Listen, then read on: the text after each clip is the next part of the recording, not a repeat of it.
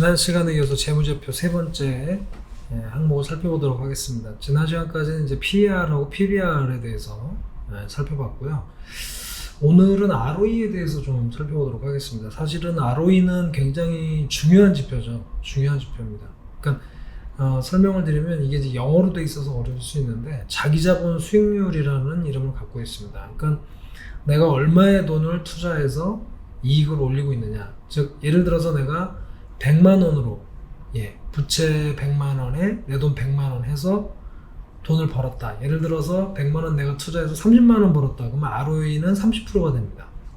이런 식으로 실제 내가 사용한 돈에 대해서 얼마나 이익을 거두냐라는 지표가 ROE입니다. 그래서 사실 ROE가 높을수록 굉장히 우량한 사업 구조를 갖고 있다. 좋은 회사다라고 볼 수 있습니다. 그래서 산출 방식은 지금 아까 제가 일부 설명드린 대로 당기 순이익, 이익을 자기 자본으로 나눈 다음에 100을 곱한 겁니다.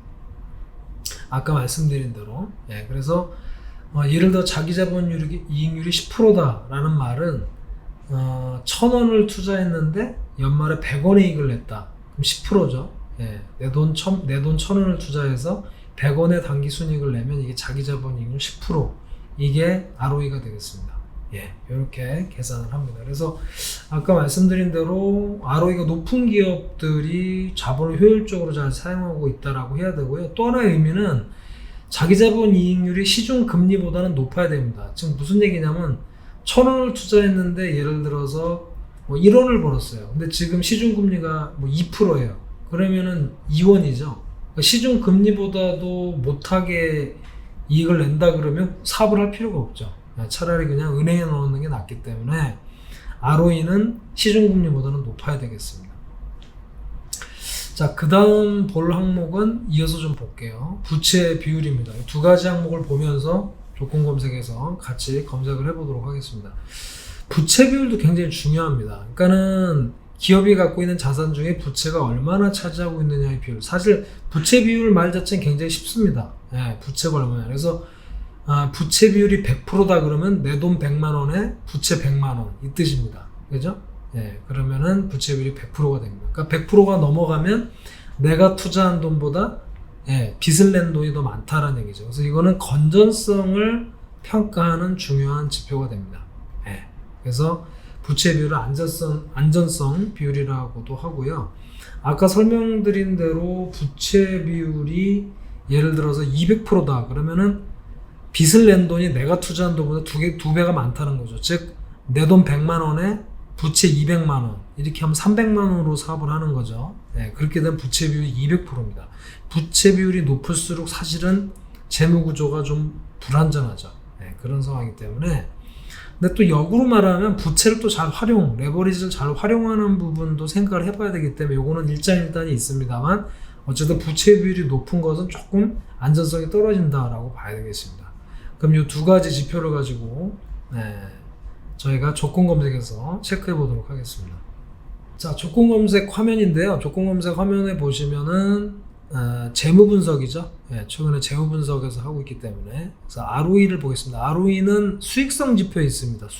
수익성이 얼마냐를 보는 거기 때문에 그래서 ROE가 최근 분 결산에 20% 넘는 기업이 있느냐.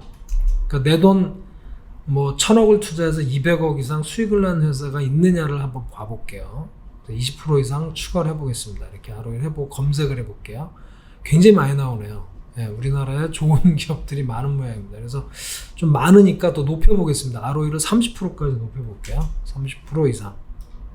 이렇게 해서 검색하면 74개 정도 나오고요.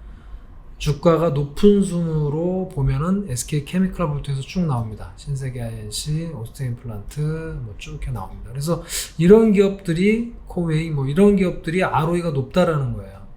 재무에 보면 그렇죠? 순이익이 굉장히 좋다라는 걸 알 수 있습니다. 그죠? 그래서 ROE가 높은 기업 찾으실 때는 이렇게 검색하시면 되고요. 그 다음에 아까 부채 비율을 같이 했는데 부채 비율까지 해서 같이 한번 보겠습니다.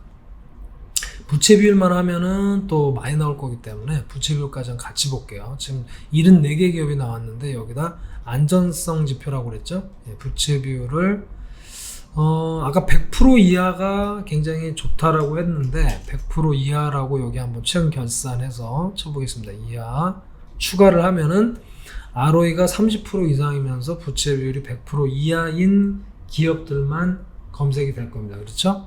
검색을 해보겠습니다. 자, 이렇게 하니까 54개의 기업이 나왔습니다. 많은 기업이 나왔는데요. 예, 신세계 INC 차트로 좀 볼게요. 신세계 INC가 나왔고요. 네, 일봉으로 좀 보겠습니다. 네, 신세계 INC, 뭐 CGN이라든지 네, 여러 기업들 이렇게 PCL, 네, 삼성출판사도 있고요. 노바텍 뭐 이런 기업들이 ROE도 높고 부채비율이 낮은 기업이다. 네, 관심을 갖고 봐야 될 기업들이 되겠습니다. 그래서 앞서 설명드렸던 것처럼 이렇게 재무지표를 가지고 이렇게 검색을 하면은 차트뿐만 아니라 네, 이렇게 재무적인 부분으로 좋은 기업들을 선별할 수 있고요. 또 하나 말씀을 좀 드려보면 지금 재무와 이거 다음 시간에 하겠습니다만 재무지표와 또 이 기술적인 분석을 결합할 수도 있습니다. 예를 들어서 지금 주가가 21선 위에 있는 거, 지금 주가 흐름이 좋은 걸 한번 볼게요. 네, 이렇게 볼 수도 있겠죠. 이거는 제가 시세 분석이 아니고 기술적 분석에서 봐야 되겠죠. 주가이동 평균선에서 비교해서 현재 주가가 21선보다 높은 거를 추가해 보겠습니다. 이렇게 하면은 재무 분석과 기술적 분석이 같이 결합된 이런 분석이 될 수 있습니다. 그렇죠? 재무만 분석하는 게 아니고 자, 이렇게 해서 검색을 해 보겠습니다. 이렇게 하면 18개가 딱 나왔네요. 그러니까 아까보다 훨씬 또 컴팩트하게 나왔죠. 그러니까 여러분들이 검색 조건을 추가할수록 종목은 계속 줄어듭니다.